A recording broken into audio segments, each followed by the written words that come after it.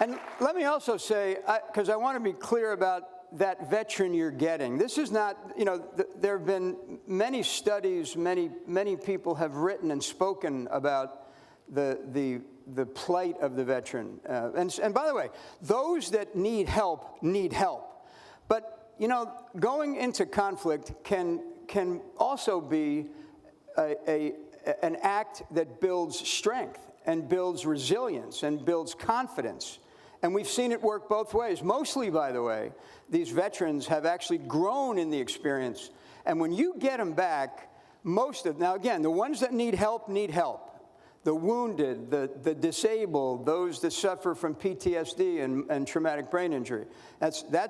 There's no question they need help. But what a veteran needs who hasn't suffered those wounds, he just needs or she needs a chance. They're not looking for charity, they're looking to be challenged. So what I would ask you to do as you kind of wrestle with this issue is recognize that the veterans that come back, I believe, can become an enormous resource for your communities as they bring back those skills of courage and commitment and discipline and strength. And can be part of your communities in a very extraordinary way. They already are this next generation of great Americans. And with your help, they'll be even greater. And so I really do appreciate you taking this task on. Look, if you don't remember anything else that I've said here today, you got to remember the popsicle thing for sure, okay? But how could you forget the popsicle thing? But I also want you just to burn that image into your own memory, because that image and what it requires to sustain that bond of trust, it requires all of us working together, not just those of us in uniform, but you, the citizenry of the United States and its leaders, who have to make the same commitment to maintain that bond of trust. And I promise you, you'll have a partner in those of us that are leading the military at this point in our history. So that image, and then the other piece of it, which is as we downsize, and make no mistake about it, we will be placing many of these young veterans back into your communities. And I want you to see them for the incredible resource that they are and embrace them as fellow citizens and someone who just wants a chance to continue to develop and raise a family and earn a living. So thanks very much for everything you do.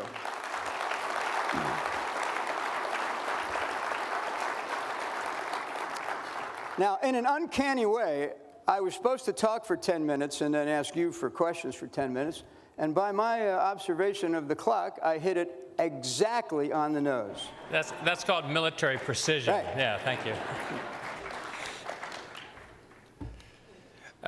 Thank you. We have a number of questions, and we may not be able to get to all of them, so I apologize if we don't get to your question. But, General, thank you so much for being willing to accept some questions. The first question that I'm going to ask you from our audience is, what effect will sequestration have on veteran services, particularly TAPS? TAPS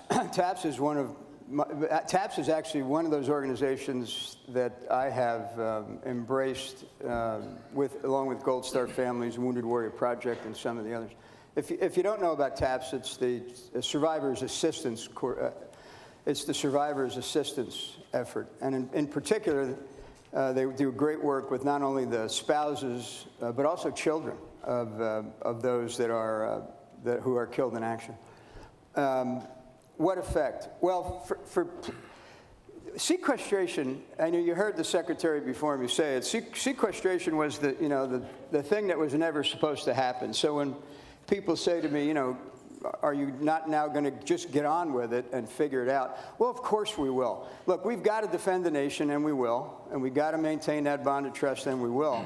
But there's going to be some long-term readiness issues that will affect the force. I mean, you can't take $500 billion out over 9 years, $46 billion out over 6 months. I mean, Houdini couldn't figure that out. So when I get asked about why we're not figuring it out, it's because I'm not Houdini. There are some things we're going to have to do to sweep up every bit of money we can find in the next 6 months.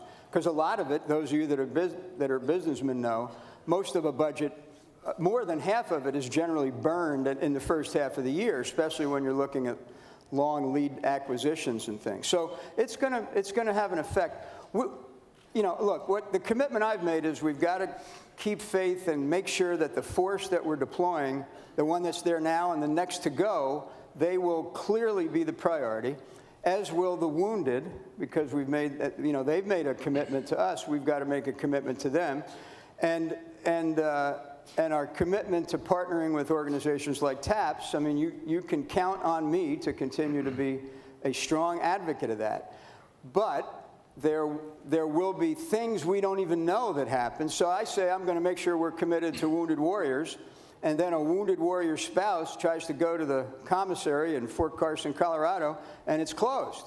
But that's going to happen, because this issue of sweeping up the money we need to get through the year, there will be things done at the local level that we won't have any visibility on. But this is going to shock you.